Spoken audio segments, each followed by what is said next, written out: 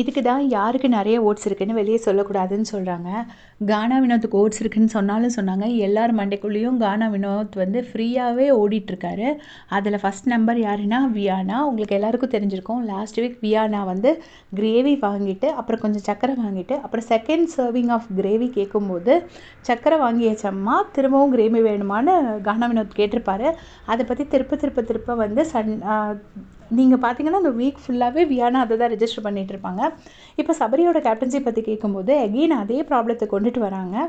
But அந்த ப்ராப்ளத்தை வந்து அங்கே வச்சு அட்ரஸ் பண்ணியிருக்காங்க போல இருக்குது. அட்ரஸ் பண்ணி சபரிக்கிட்ட தேங்க்ஸ் ஃபார் அட்ரஸிங் சபரின் வரைக்கும் சொல்லியிருக்காங்க. அப்படி முடிஞ்சதுக்கப்புறமும் திரும்பவும் சபரியோட கேப்டன்சியில் என்ன பிரச்சனைங்கும் போது அதை கொண்டுட்டு வராங்க. அதை கொண்டுட்டு வந்தோடனே கானா வினோத் சொல்கிறாரு, நான் வந்து உண்மையிலே சக்கரை வாங்குறவங்க அதுக்கு மேலே காரத்தை வாங்குவாங்களான்ங்கிற யோசனையில் தான் நான் கேட்டிருக்கேன். இதுக்கு முன்னாடியே வியானா வந்து கமருதன் எல்லாம் கண்ணில் தண்ணி வந்தே போயிருக்காப்புல. கமருதன் சக்கரை கேட்கும்போது இல்லைன்னு சொல்லியிருக்காங்க. இப்போ இதுக்கு முன்னாடி வந்த பிரவீன் கேட்கும்போதும் இல்லைன்னு சொல்லியிருக்காங்க. அப்படின்னு சொல்லி ஓப்பனாக கானா வினோத் போட்டு உடச்சிட்டாரு. அவர் வந்து மாட்டி விடணுங்கிறதெல்லாம் சொல்லலை. அவர் வாயில் வர்றதை அப்படியே பேசிடுவார். எந்த ஃபில்டர்லாம் கிடையாது. மைண்டில் நினைக்கிறது அப்படியே பேசிடுவார். நீங்கள் அப்சர்வ் பண்ணி தான் மறக்காமல் கமெண்ட் செக்ஷனில் சொல்லுங்கள். ஸோ அவர் பாட்டு ஓப்பனாக போட்டு உடச்சிட்டாரு. வியானாக்கு ரொம்ப அசிங்கமாக போச்சு. பப்ளிக்கில் வச்சு நம்ம மாட்டிக்கிட்டோமேனு. ஏன்னா கமருதீன் கிட்டே இல்லைன்னு சொல்லியிருக்காங்க, சபரிக்கிட்ட இல்லைன்னு சொல்லியிருக்காங்க, பிரவீன் கிட்டே இல்லைன்னு சொல்லியிருக்காங்க. எல்லாருக்கிட்டேயும் ஃபேஸை ஒரு மாதிரி வச்சு ஃபுட் இல்லைன்னு சொல்லியிருக்காங்க.